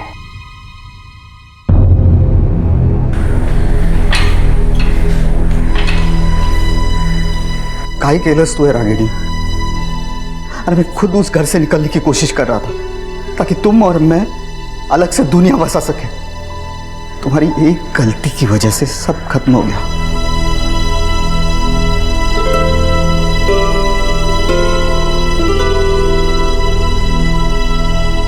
रागिनी ने इस मौत की साजिश करके अपने और किशोर के भविष्य को हमेशा के लिए खत्म कर दिया। लेकिन एक सवाल यह भी है कि क्या रेनू की मौत के लिए सिर्फ रागिनी और रामनाथ ही दोषी हैं? रेनू ने अपने अधिकारों को अपना अहंकार बना लिया था और उसका यही अहंकार उसके पतन का कारण बना। याद रखें, अगर बड़ों के प्रति आदर भाव रखना छोटों की जिम्मेदारी है तो बड़ों की भी ये जिम्मेदारी बनती है कि वो अपनी सोच, अपने फैसलों को छोटों पर ना थोपे। इसी विचार के साथ अब मैं अनूप सोनी आपसे विदा लेता हूं। फिर मुलाकात होगी अगले एपिसोड में एक और चौंका देने वाले केस के साथ।